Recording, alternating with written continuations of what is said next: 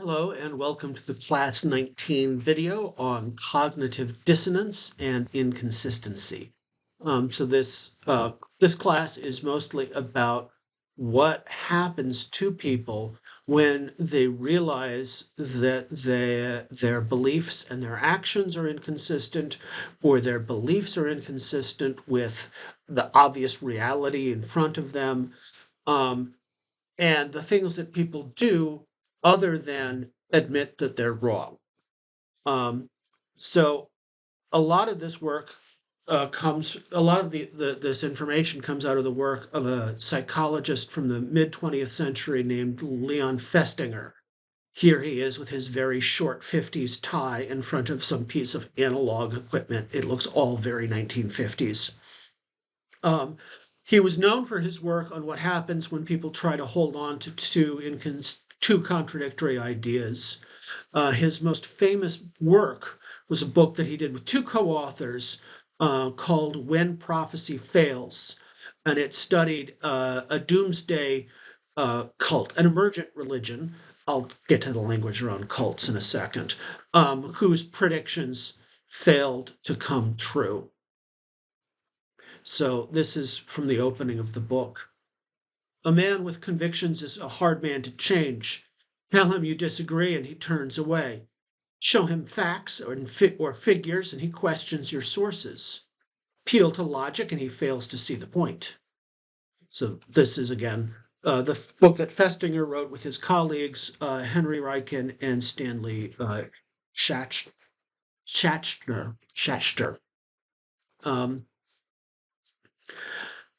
But man's resourcefulness goes beyond simply protecting belief. Suppose an individual believes something with his whole heart. Suppose further that he is committed to this belief, that he has taken irrevocable actions because of it. And finally, suppose he is presented with evidence, unequivocal and undeniable evidence that he is wrong. What will happen? The individual will frequently emerge not only unshaken, but even more convinced of the truth of his beliefs than ever before. He may indeed show a new fervor about convincing and converting other people to his view. All right. So Festinger's most famous work on this subject involved a group called the Seekers. They were also called the Brotherhood of the Seven Rays. They're commonly referred to as a UFO cult. I'm going to try and stick to the term UFO religion. Um, this is my problem with the word cult. It combines two ideas. One is that a religion is new and small and just emerging, and the other is that the religion uses abusive tactics. And these are separate issues that you need to keep separate, because otherwise you're going to let established religions that also use abusive tactics off the hook. Abusive tactics are not unique to new and emerging religions. Abusive tactics happen whenever you have hierarchies where the people on top of the hierarchy are not accountable, period. In any case, the UFO religion followed a lot of the standard patterns of what we think of as abusive emergent religions. Interestingly, this is 1951, so the whole idea of a UFO religion was new, and this is in fact the um, uh, one of the first recorded UFO religion that's recorded, right? So they were led by a woman who went by the name Sister Thedra. Her real name was Dorothy Martin, and she predicted that aliens would flood North America on December 21st, 1951. Followers gathered in secret to be saved from the flood and taken to the planet Clarion, where the aliens were from. The world, as you may have noticed, didn't end. Sister Thedra said the world had been spared because the seekers were so faithful, but now they must go and tell the world about aliens from planet Clarion. So we know this story because, in fact, um, Festinger and his colleagues, they had been conducting experiments in the lab, where they would induce people to have contradictory ideas and see how they acted. They actually saw a newspaper article about the Seekers and realized that this was their chance to observe the phenomenon of contradictory beliefs in the wild, as it were, out in the field rather than the laboratory.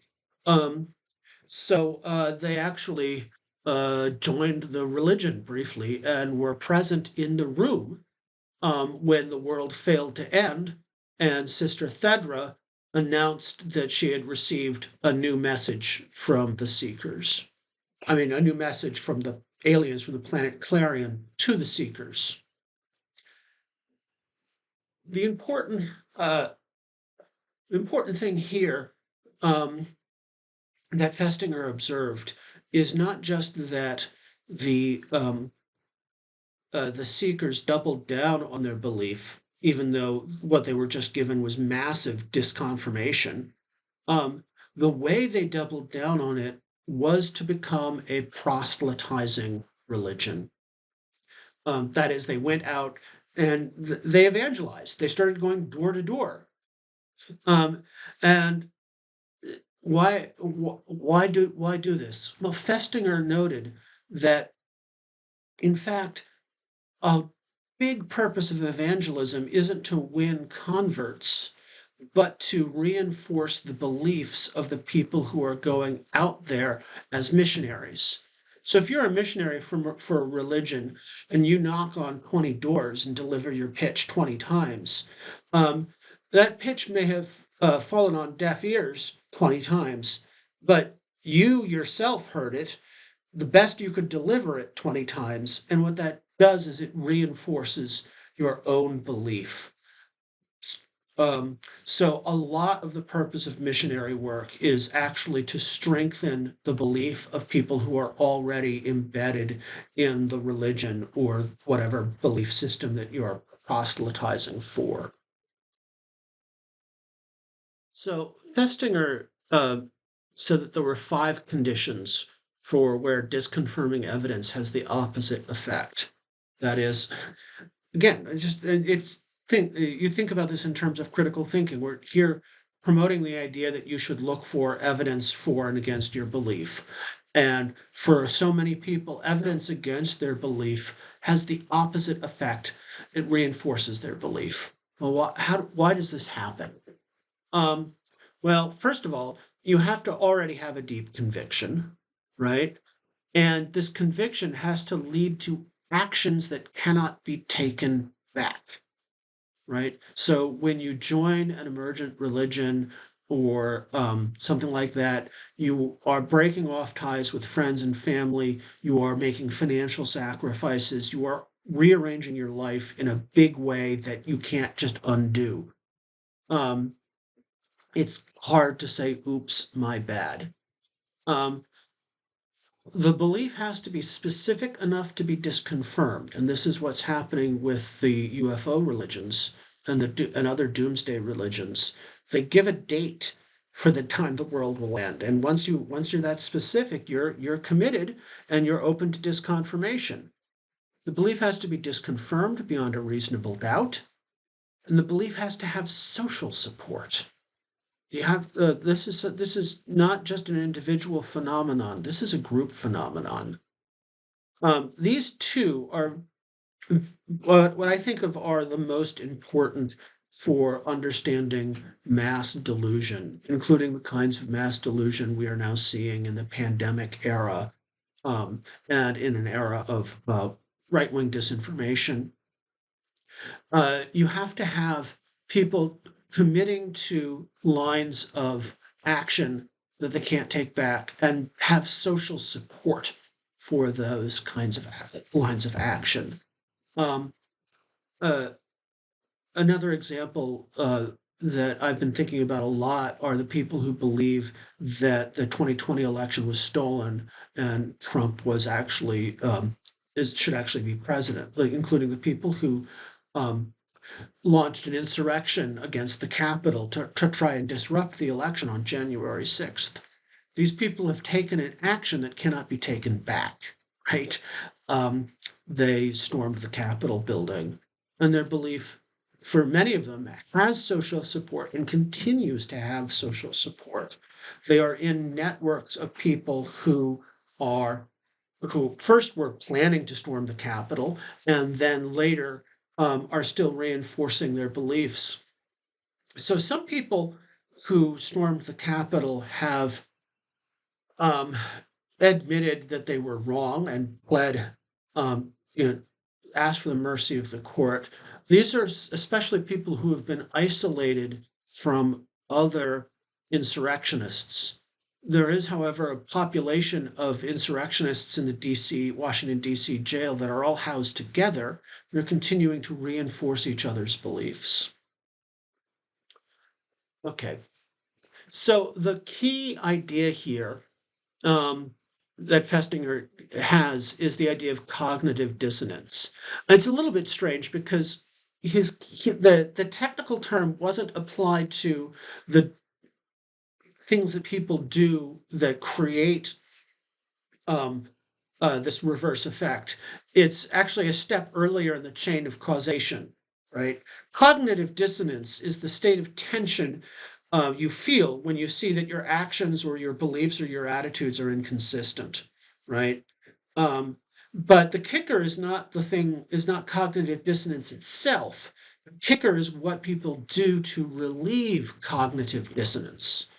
Um, and Problems emerge when we seek to muffle our feelings of cognitive dissonance rather than addressing our inconsistencies head on. So we are especially likely to muffle our feelings of cognitive dissonance by some form of self-deception if it involves actions in the past that cannot be undone, right?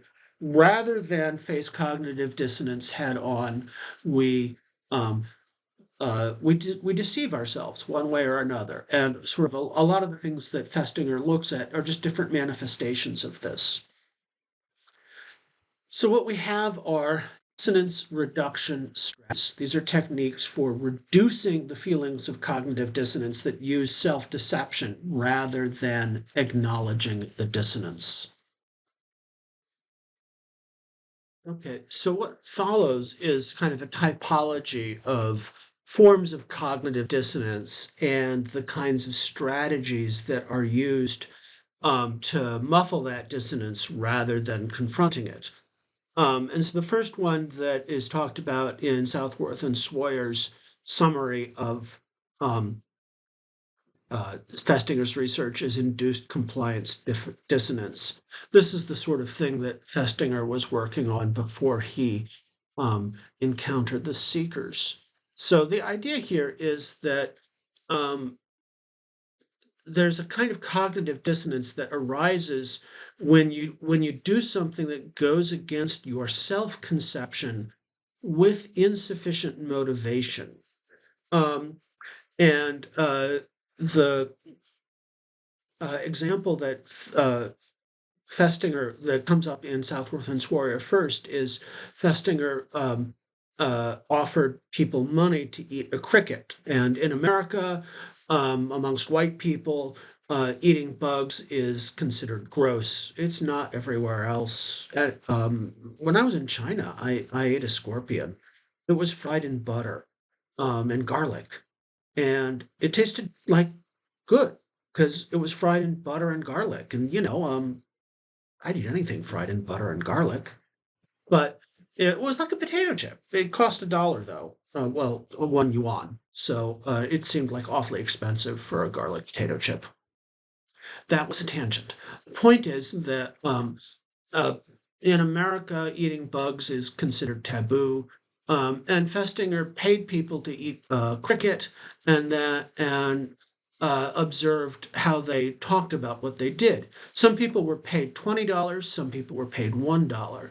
Um, And people who were only paid $1 were more likely to say that they actually liked the cricket. Um, and so the idea is that subjects resolve the cognitive dissonance by deceiving themselves into thinking that the action doesn't really go against their self conception. That is, rather than thinking, oh, I did something gross for very little money, you just think, oh, it wasn't actually that gross. Um, Effort justification dissonance is a really important one, though. Um, this is the kind of cognitive dissonance that comes when you put a great deal of effort into something and the reward turns out to not really be worth it. Um, and what happens here is you turn around and you say that you actually value the outcome more than you would have if you hadn't sacrificed a lot for it. Um, and so the most common manifestation of this is hazing rituals. Hazing rituals create group loyalty by effort justification dissonance. Basically, people say to themselves, I humiliated myself to join this fraternity, therefore, this fraternity must be awesome, right? Um, and actually, lots of initiation rituals, army training, all sorts of stuff actually uses this process, right?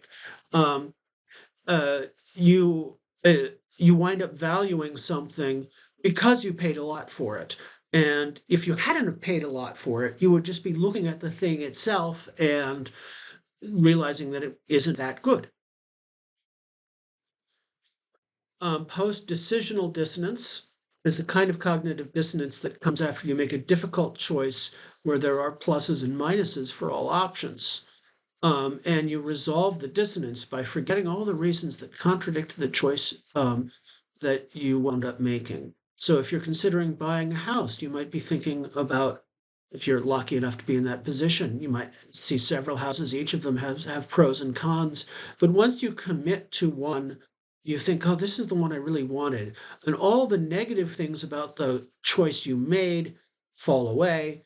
All the positive things about the choice you didn't make also go away. You just forget them and you ease into a situation where you just assume that you absolutely must have made the right decision, even though it was a hard one and you were unsure when you were when you were in the process of making it. Okay, the final kind of cognitive dissonance that we discuss here is belief confirmation dissonance. And this is exactly what happened with the seekers and the fact that the world didn't end.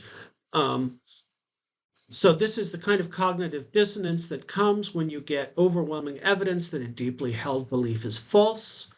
Um, and rather than confront this dissonance, subjects will resolve it or smother it by doubling down on the false belief.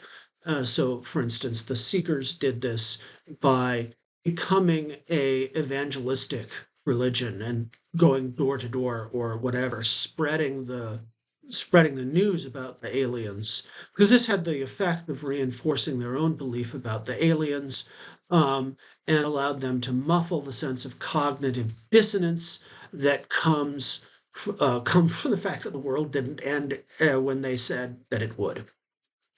All right, so that's it for inconsistencies and cognitive dissonance.